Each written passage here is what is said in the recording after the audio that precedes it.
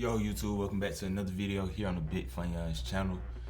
My name is Zay and we talk about crypto analysis, Bitcoin, Ethereum, other altcoins, the S&P 500. We just look at different ways to make money within this market. Today is currently Monday, April 28th, 8:07 a.m. in the morning, so it's the top of the week. We're just looking forward to, making smart, decisive trades and being profitable this week. If we can do that, I think we'll be on the right track to achieving financial freedom, right? So we're just gonna go ahead and dive directly into it. And yeah, right now it's Bitcoin is at $95,000.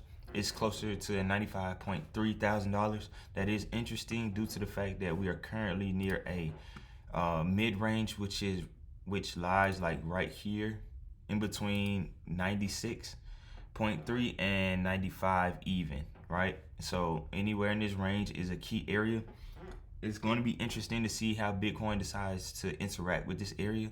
A, because it is the middle of the range and is serving as resistance right now, right? So one of the things that I'm kind of looking for, or not kind of, one of the things that I am looking for is the price to interact with this level. In my opinion, I believe it may chop around, but ultimately we come back down and test somewhere in this zone, right? If we can get any type of entry in this zone, I think that would be extremely, extremely bullish for Bitcoin. And yeah, that's going to continue this bull run. But I have my zone marked off at 91.5K and 87.5K. So I think that is a solid range. The main area within that range that I really, really like is going to be the $88,000, really $88,000 or $89,000. I think anywhere in that area, if you're able to catch a nice buy, I think that would be extremely, extremely bullish. And we would next target TP1 right here, which is 95, closer to $96,000. TP2 around 100K, and TP3 is going to definitely be 107 and all-time highs, right? So that's mainly what I'm waiting for this week. It's really going to depend on the S&P 500 and how it likes to move and how it wants to set itself up. But what I'm looking at mainly is just a pullback, because this breakout started really at the beginning of this month, which was April 9th. We have gone up 27% for Bitcoin, which is pretty good.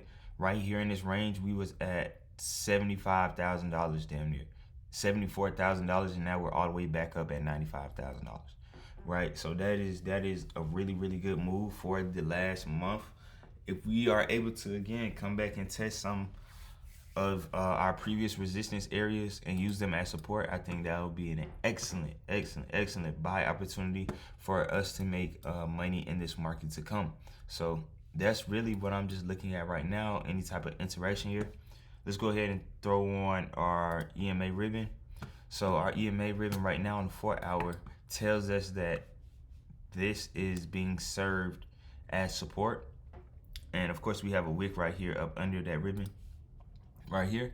I do like this buy, but I'm not rushing to jump in just because we're hitting, or we are in the process of hitting a key area, which is serving as resistance right now, right? So then I would prefer to wait. I would prefer to wait and get somewhere of a lower entry. One thing about it is sometimes it may not happen, but I'm okay with missing out on that and just catching the next play, because this right here is too risky.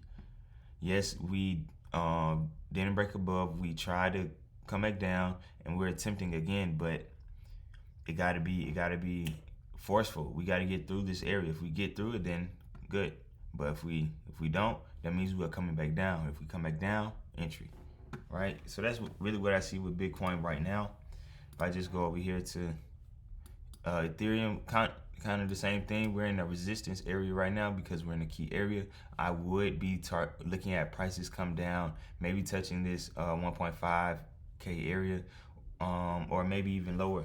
That's going to be really, really dependent upon how the ETH to BTC chart continues to play out. So right now we are still in free fall range territory, and if we break the low here at 0.016, it could get ugly for alts, because it's just not time yet. It's Bitcoin's time in the sun, so we just gotta let it rock. Solana's still doing all right. I do see us coming back to test this 129 area as support. If we can get that, I think that would be really, really bullish. Sometimes we're not afforded that opportunity, but that's what I'm looking at in the short to long term. I believe the same thing with Doge, because we're not getting a breakout like this. This is a breakout. This is a fucking crazy breakout. You see this? Like, dude, from here all the way up to here, that's a 450% increase. And we just looked at Bitcoin with a 27. Like 450 compared to 27, this is insane. Insane. But that's typically how breakouts, tend to happen. But now, in my opinion, I don't think it's time yet. I think we just have to do a little bit more waiting. It's going to be interesting to see how the S&P opens and how it decides to move and fluctuate. But regardless, I think we are entering a really, really good time to, dibble and dab into some of these coins. Or not some of the coins, just dibble and dab into trading in it of itself, right? That's really all that I have for today. Nothing too crazy, just an market update. This is what I like right here. Looks like we're bouncing up. This daily is going to be important. If we're able to close up here and then continue to reclaim these areas, then we'll look for a test here. But in the meantime, because we already had 2 daily candles in the red, it makes it hard to buy into this, because look at the momentum, it's downwards, right? So I wouldn't be surprised if this flips and we come down here and test this area. Actually, that looks amazing if we're able to mess around right here and come back down, right? Don't that look good? Don't that look just like But I rant on all day. That's really all I got for today. Y'all be blessed. I'm gonna catch y'all in the next one. I'm gone.